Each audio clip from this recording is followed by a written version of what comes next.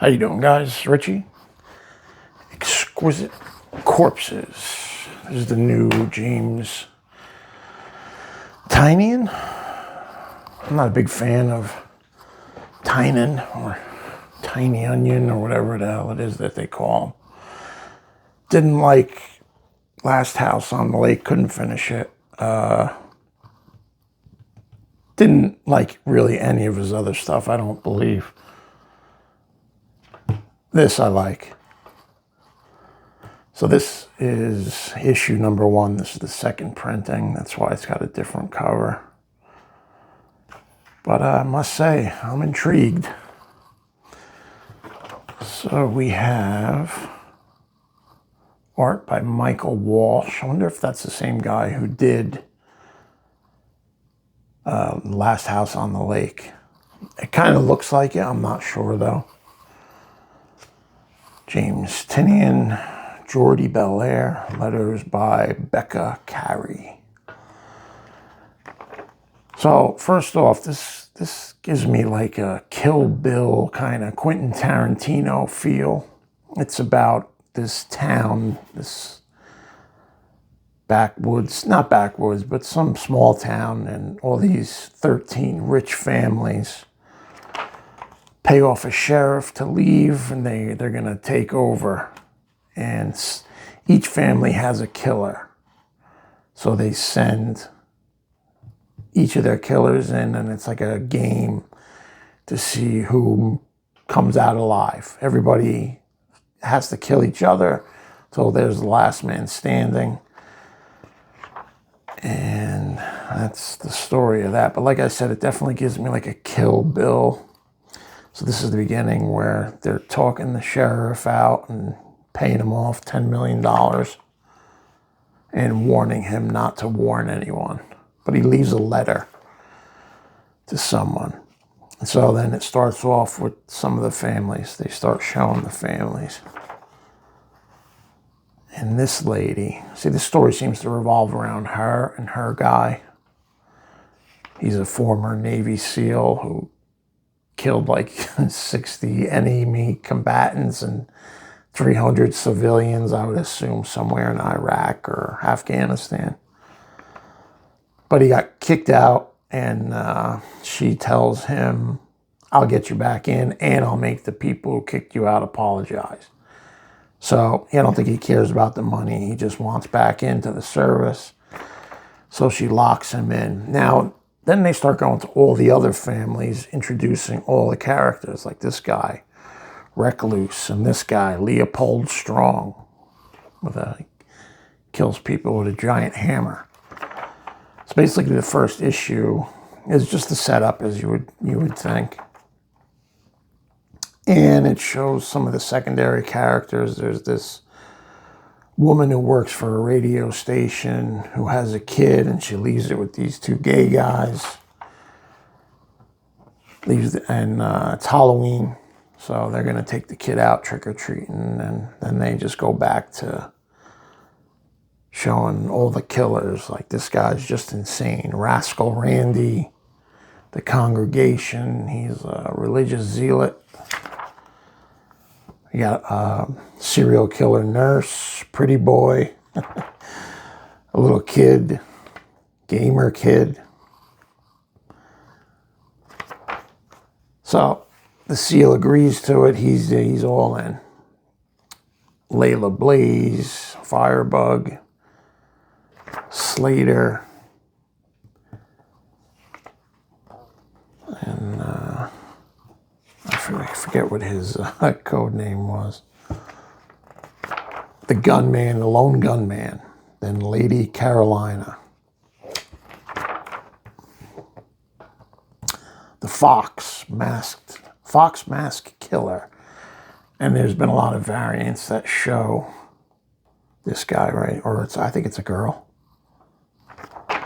So they can't start killing each other till before sundown. At sundown they can go, I guess they're left these packages with weapons. So they got to find them and then start making their way through town, familiarizing themselves with the area. The lone gunman this head of one of the 13 families makes him wear this mask.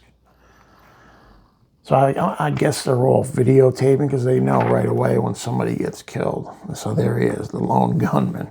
Kind of looks like a Punisher type character.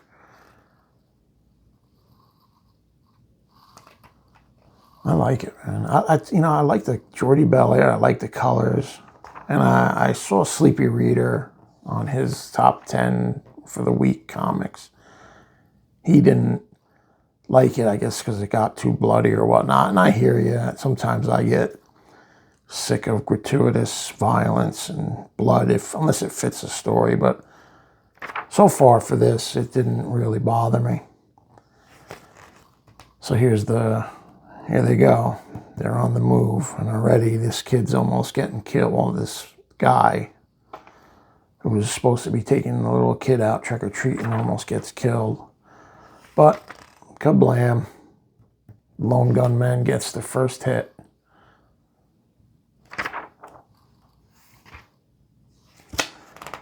Then they're in the gas station, and the woman that the sheriff left the letter for drives the ambulance. And he warns her, tells her to get lost. And I don't know if there's going to be repercussions because of that.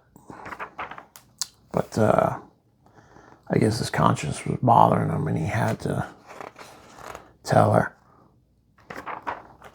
And there it ends, one down. Now, I don't know how many issues this is going to be. I would think, let's see, there's 12 killers or 13 families. I would think at least 10 issues.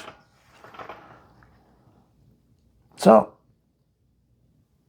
now this one is art by Mariana Inganzia with Michael Walsh. So maybe he couldn't finish in time and he had help. Since it seems like these days artists can't seem to do a monthly, even if it's only for 3 months straight. It's like guys can barely handle like one comic book every 6 months. And Jack Kirby must be looking down laughing at everybody. Anyway, so there's the religious zealot. And he's just a maniac, just like most of the killers are maniacs. And he's just a butcher. He's straight up butchering this guy. And here's the nurse. So they're all coming out to play. It's after sundown and murders are already starting. So they could kill whoever they want in town and they could destroy and cause whatever mayhem they want. So after this kid saw the other guy get shot in the head, he's freaking out, but they cut off all the phone lines. The cell towers are down. There's no communication, I guess, other than ham radios, I would think. Then the little kid's out trick-or-treating.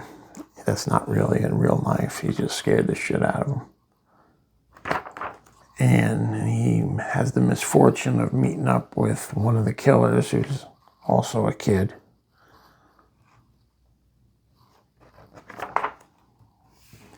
I do enjoy the artwork. It is, I do like it. I'm kind of digging this. I can't wait for issue 3, actually.